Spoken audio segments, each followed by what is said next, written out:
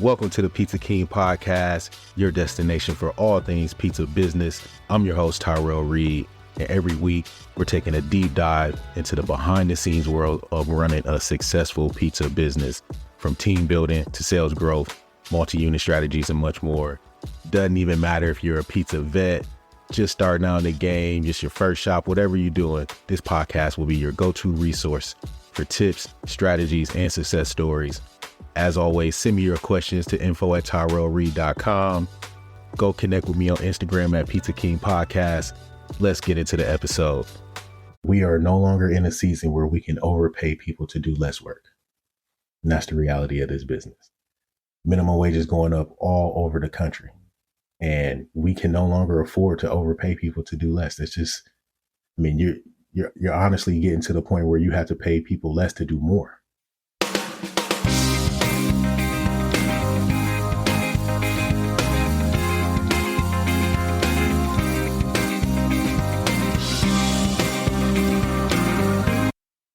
What's going on, pizza family? We back at it again. Pizza King Podcast. I'm your host, Tyrell Reed, the Pizza King, bringing you tips, tricks, advice, and support on your journey to becoming a successful, profitable pizzeria. I've been in this business, like I've said before, over 20 years. I think we're at 22. This is year 22 now. And, I'm using my experience and my knowledge and really the lessons that I've learned to come here and bring you, some value to what you're doing every single week. So I appreciate every person that has been rocking with us through this. We're on episode 11 now. We've just been getting more and more downloads every week, every episode. More people reaching out, more feedback. We released the checklist, the new store opening checklist. That's going well. A lot of people have downloaded that, reached out. We got the ad running on Instagram for that. So a lot of folks have interacted with it. So, just appreciate everybody that has been along for the ride, and wishing nothing but success to all of those folks, to all of you folks here, and continued success even for us in our business as well. So with that being said, we'll get into this week's episode. I want to talk about, the PNL. I want to talk about the ugly side, not the ugly side, but the other side that for me is the not so fun side of doing this in business, but it's the necessary side of it. So I want to spend a little bit of time just kind of talking through how you should be reading and using and understanding as you hear Oliver walk out of the room. Don't come back. But I want to talk about how you're using your PNL. Like, are you even getting PNLs? Are you using it the right way? What's the right frequency for it? Are you growing your business? Are you truly profitable? Because at a certain point, I'm trying to think of the best way to say this. There's a point where you can be losing money and not even know it if your sales are enough. Like if you're because you know how it goes. It's money in, it's money out. It's money in, it's money out. And if the money that's coming in is, if you're generating enough revenue, you can float for a while losing money and not realizing until it's too late.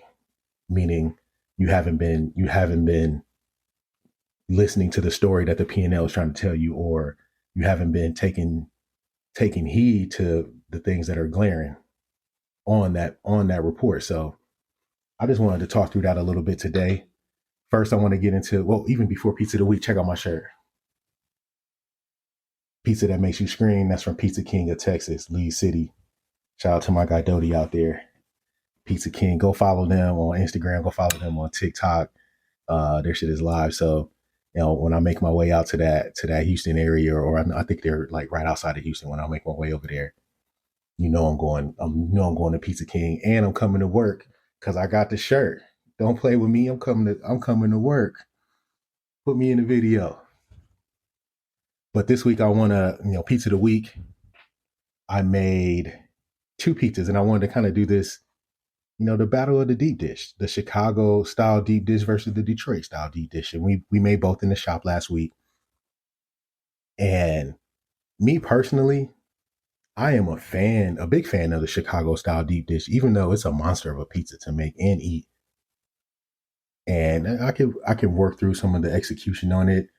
I shamelessly just watching videos from Giordano's on TikTok and decided to make it. But I've tried Detroit a couple of times. Actually, one of the kids that works with us, Matt, was there with me on Tuesday night, and he's like, "Have you ever tried to make one of those Chicago style deep dish pizzas?" I'm like, "Shit, grab it." I never made one. I'm like, "Grab the pan, let's try to figure it out." And it came out pretty good. Now, obviously, when you've been in the kitchen long enough and you've been tossing pies and you've been doing a bunch of different things, you can pretty well execute just about anything that you see, to some degree. Now, was it good enough to put on my menu and sell it? No, but it was good. We tore it up. Here's what I'll tell you about that Chicago style deep dish. Cook it longer. And I cooked it for about 30 minutes. It probably could have went another 20 minutes in the oven because it's that much pizza, like dough, sauce, cheese. There's so much cheese. There's just so much going on. It's like a pie. You can bake that thing. And I'm cooking, I'm in the blotches, and I'm cooking at 550 on top. Usually I'm about 575, 600 on the bottom of it. But I cooked that thing for a long time, and I could have cooked it longer. So that was the lesson. That was the lesson that I learned from cooking that. Was I can cook that a whole lot longer.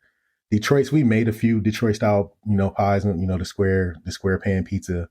I really like that. Mine's come out a little bit, on the thin side just because of the style of dough we use. We make New York style pizza, so it's not necessarily as airy as some of the other dough formulations, but still a very good pizza in its own right. Probably even more popular and more tasty, in my opinion, than the Chicago, just because you get, that crispy cheese edge. You got, a nice dough profile. The dough kind of gets lost in the Chicago style. I won't lie. It becomes more about the cheese, the sauce, and the toppings because of the way that you have to eat it.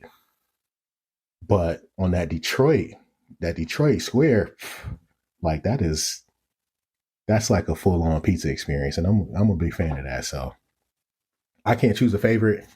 I love them both. I love them all. But in the store, I think the Detroit was more popular that night, or won, on the side by side that night, just because the execution wasn't 100% on the Chicago. So we bring it back, and maybe I'll do it again. We'll bring it back, try it again, and execute it a little bit better, and see if that helps sway the judges. And mind you, the judges are totally biased. They like what we do, but they also love when we do something different. So that's just how it is. If you want to judge, come holler at me. You know where the shop is at. We in Brandon, Florida. Come on by. But it was really fun to make those. Have, online and on Instagram, and with all the connections that we're making, you see so many different styles of pies and so many types of folks that are making pies, so many types of pies that are getting made out there. Detroit is getting real popular. I don't see a lot of folks making Chicago style deep dish, but I do see a lot of folks making Detroit style, pan deep dish pan pizza. So, obviously it's gaining not gaining some popularity. That shit's probably been popular long before I was ever making pizza, but certainly a fantastic pizza and a fantastic pizza eating experience when it's done the right way. So, shout out to both of those styles of pizza. So we had a little versus battle, the Detroit style square pizza versus the Chicago round deep dish pizza. And I don't know, we play and we have fun, and it's different. I also made another pizza earlier in the week, or maybe it was last week, the week before last. But I we've been trying to figure out a way to use the hot honey on a pizza that's not just like a cup and char pepperoni or a double pet pizza or something like that, which you see a lot of folks do. And shit, nothing against that. It's delicious. It's beautiful, but I don't want to do it the same way that everybody else does it. So we've been, thinking of different ways to use that hot honey. And, I was working on something and we've been talking, excuse me, I have to go back. In addition to using the hot honey, we've been talking about a way to use our sweet red chili sauce, which is one of our wing sauces. Not a very popular sauce, delicious sauce, kind of has that, I don't know, kind of like a Thai kind of flavor to it. It's sweet red chili. Absolutely amazing sauce, Sweet Baby Ray's. We use Sweet Baby Ray's for all of our sauces, by the way, except our house-made hot, medium, and mild sauce. But all of our other sauces are Sweet Baby. So shout out to Sweet Baby. Let me get the sponsor. Let me get the affiliate. Give me something. And but been trying to find a way to use the Sweet Baby's sweet red chili sauce, and so I just started messing around. Threw some down as a base, dropped some fried chicken on it, put some bacon, way over the top with the garlic knot crust. That's not something I'm going to do on a regular basis. That was cool though, but I'm not going to do that. I'm not going to sell a pizza with the garlic knot crust. It's too much. I want to be fast. But threw the bacon on it, garlic knot crust, cooked it up, pulled it out, dropped it with, obviously hit it with the garlic butter crust. Hot honey drizzle over the top. Fire pizza. So I threw it out there online to say, hey, look, help me name it. And shout out to my homegirl Autumn in Michigan, because she was like, that's some Southside heat right there. And if you know me, Southside Lansing, that's where I spent a lot of my time growing up. I'm an East Sider. I'm born and raised on the East Side, but I spent a lot of time on the South Side with my family over there. So as an ode to the South Side of Lansing, Michigan, we can call that boy Glenburn, the Glenburn. So get ready for that. That'll hit our secret menu probably this weekend. Once I get back to the shop. This dude, he just won't let anybody cut grass in his neighborhood without him letting them know how he feels about it. All right. Like I was saying, the Glenburn, that's coming on the secret menu. So if you're in the Tampa, Brandon area and you want to check that out, check us out. Our secret menu is available online. We also do everything on Uber Eats as well. So if you're outside of our delivery zone and you need that, order on Uber. Q&A this week was interesting. I had a couple of good questions, and they actually kind of tie into what I wanted to discuss today. So it all kind of runs together. The first question came from Instagram, from a pizzeria that, we kind of follow each other and talk a little bit. And it simply says, is there such a thing as is there such a thing as work-life balance in this business? Is there such a thing as work-life balance in this business? And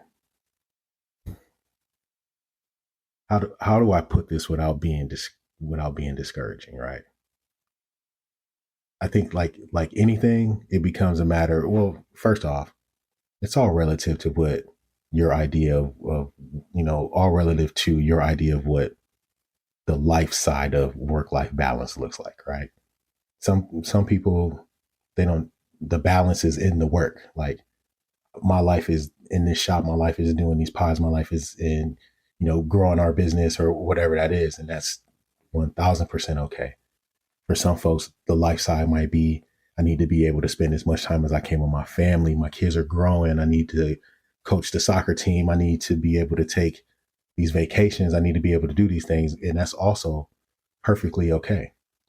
And I would tell you that balance is achievable based on how you prioritize your balance. So is it harder in the beginning, especially when you're starting out and you don't have people or you don't have leadership in place? It's hard to get those, to put yourself in a position to be away from the shop. And that's what I'm assuming is meant by the work-life balance. How can I comfortably step away from this business for a day, a week, 2 weeks, to handle some of the things that I need to do? Like, how do I build that in? And it starts first with prioritizing what needs to be, what that balance looks like for you. But then you also need to work on developing people to take some things off of your plate, because if you're missing the work-life balance, the chances are you're probably doing way more jobs than what you need to be doing, or you're wearing way too many hats. And that's easy to do. And as a business owner, you do everything better than everybody else. But you're going to have to start training some people to take some of those things off of your plate. Pardon me. Come on, bro. I'm trying to record. But you're going to have to train some folks to take some of these things off of your plate in order for you to have some peace and some balance in your life. Does that come easily? No, it comes with time, and it comes with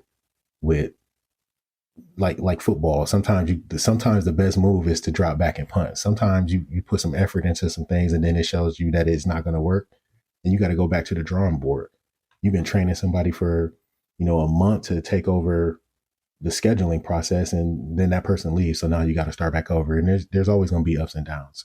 Sometimes you lose a person and you got to step into a role. But as long as you're clear about, hey, these are what our goals are, this is what I want to do, and I want to make it a priority to have this environment where people are trained, where people are cross-trained, where people support each other. And if I'm away, then somebody steps in, or if this person is away, then I can step in. That becomes much more easier to manage from a work-life balance standpoint than it just being you. I always recommend having, partnerships are tough, right?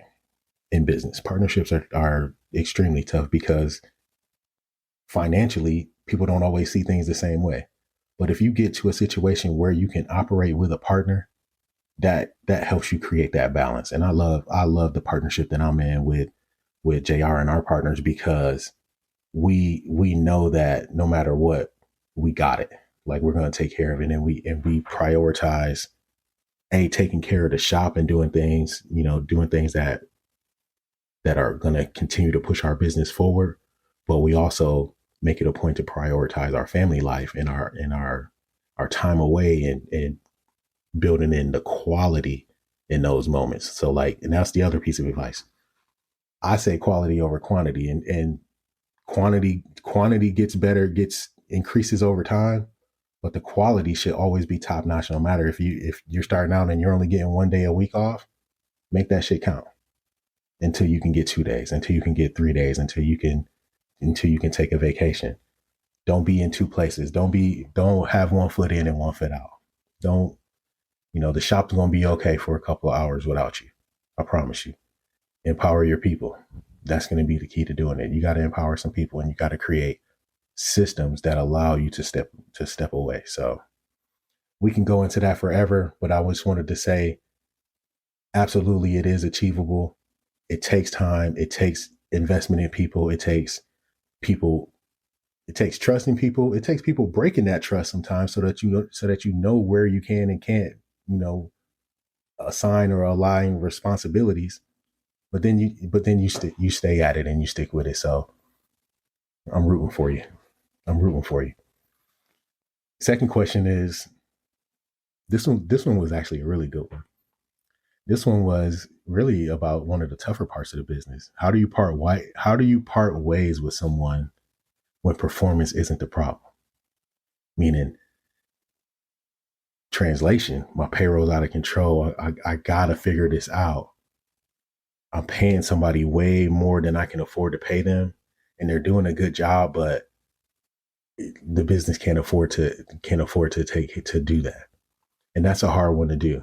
And the next segment is really the answer to this question, but I'll state this, or I'll answer it by saying this.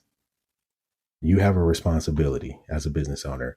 And look, don't get me wrong. And you'll say, T, but you said, and I did say it. And I said it and I meant it, but I also want you to understand that comes from a different place. Yes, you have to invest in people. Yes, you have to continue to grow and build your team. But you have a responsibility as the steward of this business to be financially and fiscally responsible for the longevity of your business. So if you're irresponsibly, You hire people, but you don't have to hire people that you're not ready for. You got to make a tough decision. And that's a hard thing to say to some folks, like, this isn't working. But do you want to be, this person who created this wonderful short-term economy for folks, or do you want to be a staple in the community for the next 20, 30, 40 years? Like, you can have a couple good summers and pay people, way more than what they're valued and what they're worth. And that's the ugly side of this business. Like, we just can't afford to do it all, right? I mean, things cost. But you gotta make these tough decisions. And, if I'm working with you, or if you're, somebody that I talk to, I'm going to tell you, one of the best decisions that we ever made as partners in our business was that we never, ever, ever, ever let our egos get involved. We try not to make too many decisions based on emotion. We try to look at every decision as, is this to the benefit or the detriment of our business? And when we can break it down to those two simple buckets, is it going to help our business or hurt our business?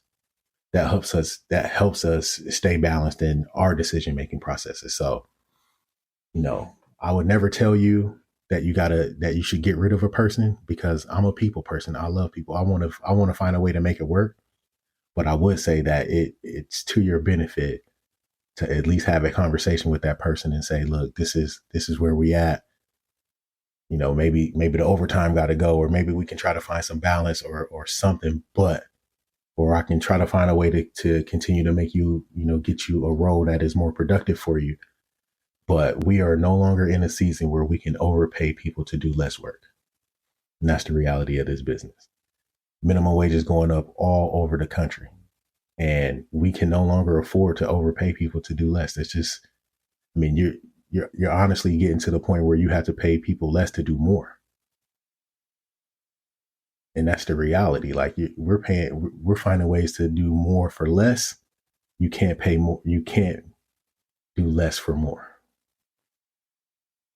So to avoid that, my piece of advice, and I'm just looking at my notes, that's why it just came to me. My piece of advice, and some of the best and I'm not here to give HR advice. I'm not an HR professional, but some of the best advice that I've gotten from an HR professional was to hire slow and fire fast. Hire slow, have the conversations, vet people out, set the expectations, do, job previews, do demo days or things like that, so that you get the person that you're looking to hire, especially if it's in a leadership position or, a specialty role like a pizza guy or something like that. Make sure you set all of the expectations right from the beginning, because if if you do get to the unfortunate event that you have to part ways, at least it's not coming under these false pretenses like, listen, I told you this is what our goals were. This is where we are. This is where we needed to be. This is where we are. And I got to make up this gap. And, unfortunately, that means that we got to make some hard decisions. And then fire fast. The other ugly side of this business is that you're always exposed as a business owner. You're always exposed to some kind of claim or litigation or insurance claim, or, there's exposure on all sides of you, right? And the human resources, the people side of it becomes some of your biggest exposure points. And the way that we handle these situations could leave you, out there in situations you don't want to be in. So, learn your laws, learn your local, rules and regulations and laws around, how the employment processes work. But where I'm at in Florida, no reason is the best reason. I'm sorry, we don't need you anymore. And it is a tough conversation to have, but it's a necessary conversation to have. A lot of people, fire themselves, right? Especially kids and things like that. But sometimes there's moments where you got to part ways with people you don't want to part ways with, or that, you don't really have, there was no reason other than the business can't support it. And those are hard conversations, but you have a business to tend to. So pull them up, march in there and have that conversation, and keep your runway going so you can take off in this thing. Don't shoot yourself in the foot by trying to do too much. But that really comes down to what I wanted to talk about today, which is the PNL. The PNL is a tool, and it's not a report. The PNL is not a report.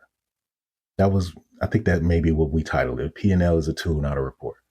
The PNL is a tool, not a report. So you have to use it to improve your business.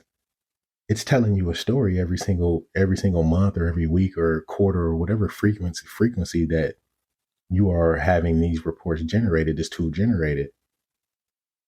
It's useless if you don't act on the information that it's giving you. So you got to take the time to understand your P&L. If you're getting it from a CPA, make sure you take that time, especially as an owner, take that time and go sit down and have those meetings and have those discussions. Don't just get the email and then say, okay, and then you don't even look at it. No, talk about it, because there are gaps and there are things in there. And if you're if you're in this business and you're doing this and you're not making money, there's probably a good reason why. And if you're not looking at the P&L, you're missing that reason, and you're probably missing the solution to it, especially if you're doing sales. I read a book, and I don't have it in front of me, but it was called Profit First by Mike Michalowicz. And it was basically based on an accounting principle where, things like profit and taxes and, utilities and all these different, you start to have all these different, categories and buckets of expenses. And as sales come in and as sales are generated, you start to make allotments almost on a daily basis. And you know how in our business, we get paid every day. Credit card deposits are hitting every day, a little bit of cash, nowadays, but not much.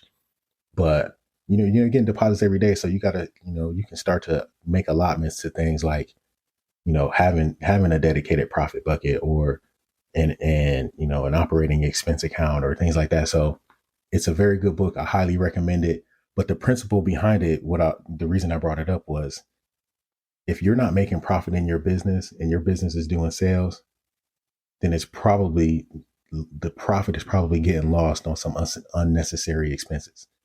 That profit is sitting there. This profit is probably sitting there. Your salary, your paycheck is going out the door in the form of something that you don't need or don't use or don't want or don't even know that you're paying for.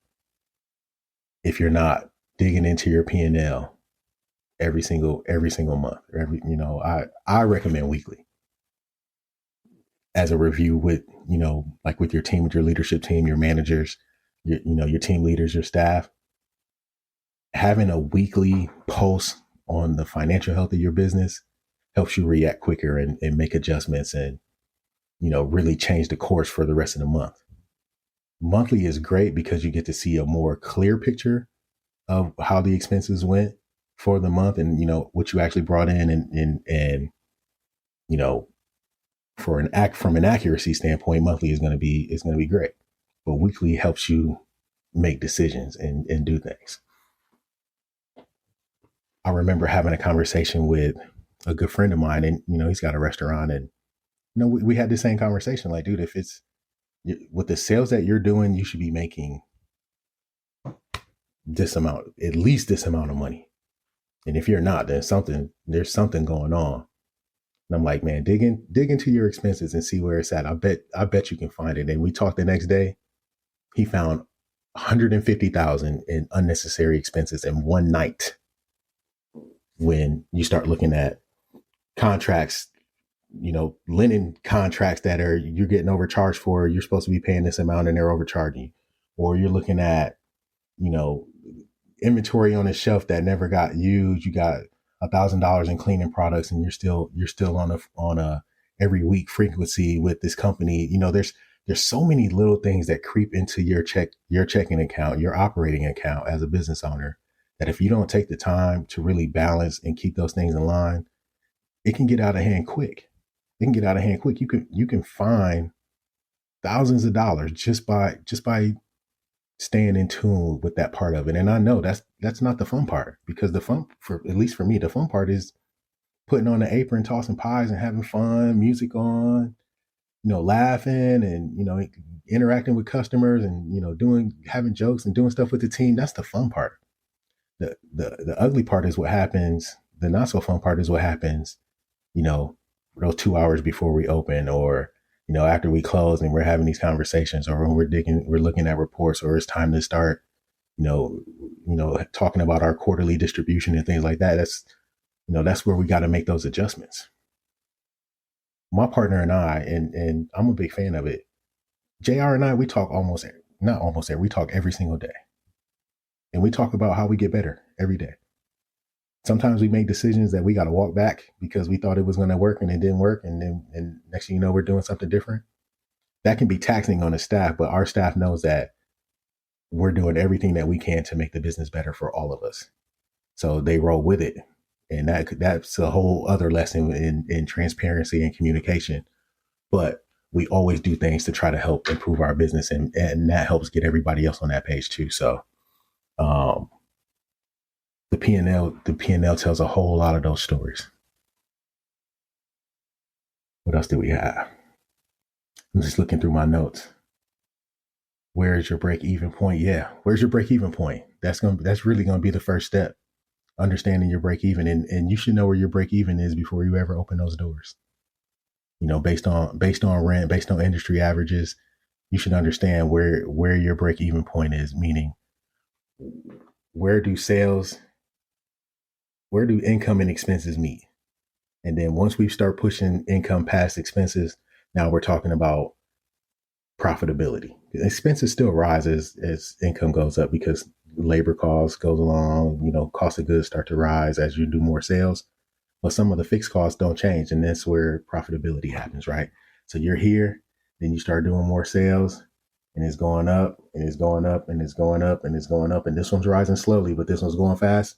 And then you start to make more money. And I'm sorry for anybody that didn't see this on video. I just realized I'm talking on audio and I'm giving you hand gestures. Sorry about that.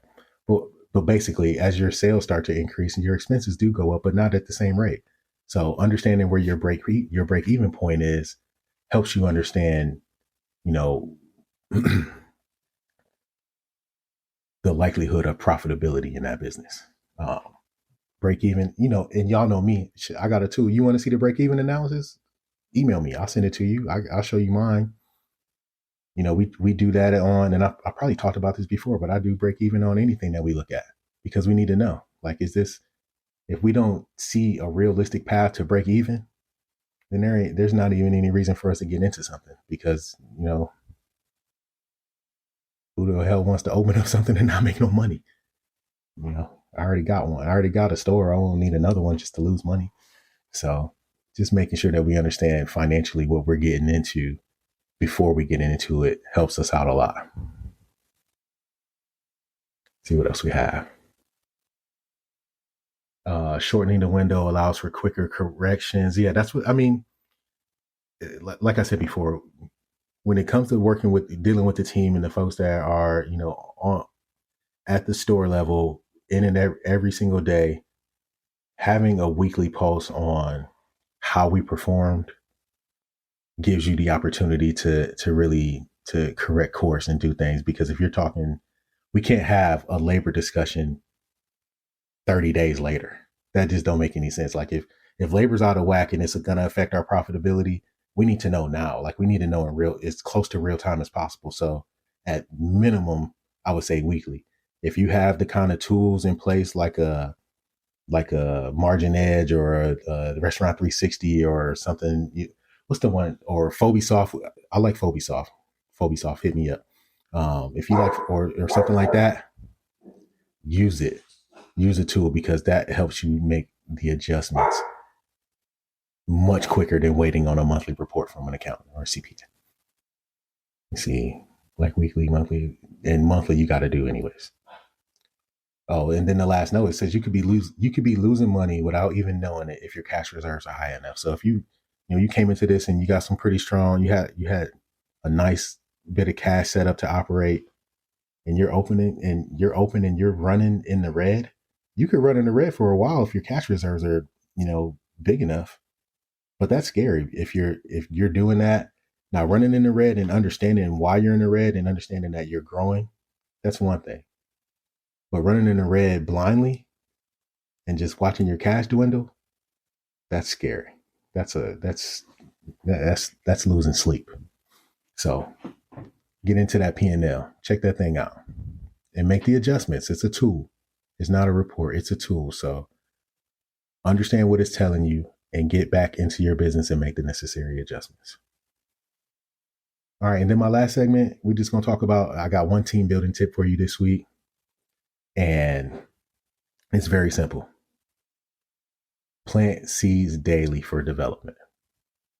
Ask questions, pass along a tip, share a book. We're not always in this hire and train and develop mode, especially when your staff is settled and you got a, pretty stable business, but you still need to stay planting those seeds of development in your folks. And that all ties back into having that balance, right? When you're constantly in, and I'm a gardener, so I'm always making these references and things like that. But when you're always, pouring into the growth or giving somebody a little bit of light or, giving a little bit of water, planting seeds here. Hey, you ever thought about this? You ever read this book? You ever seen, did you see what this company did? Like little stuff, share that knowledge because that helps folks, even folks that aren't even close to being ready, change a little bit of their mindset when it comes to leadership and development and growth in the business to, I didn't think about it like that. And then what happens? They start bringing you stuff. It's like, dang, okay, plant the seeds. Like I said, ask questions, pass on tips, articles, books, any of that. So water, nurture. Here's the line, it says, plant seeds, water, and nurture your team like a gardener. The beauty is in the growth because you're going to see growth. You're going to see new sprouts. You're going to see new ideas and light bulbs going off on folks. So get out there, plant those seeds, take care of your folks, but also remember what I said. Take heed to what the PNL is telling you. There's always something that can be done in there. Don't let your expenses get out of hand.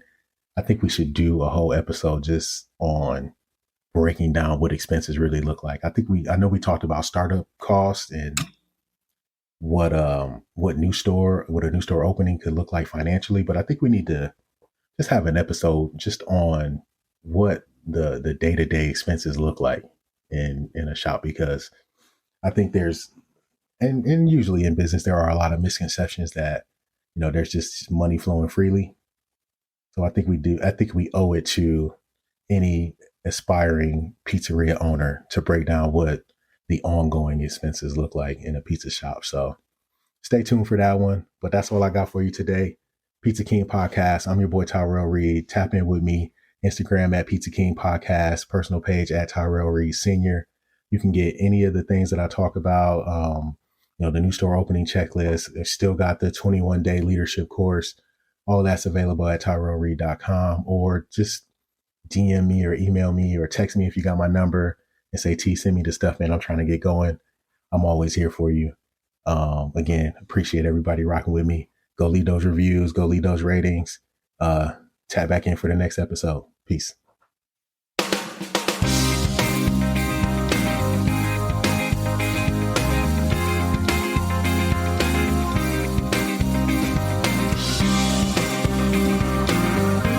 Thank you for listening to another episode of the Pizza King Podcast with Tyrell Reed.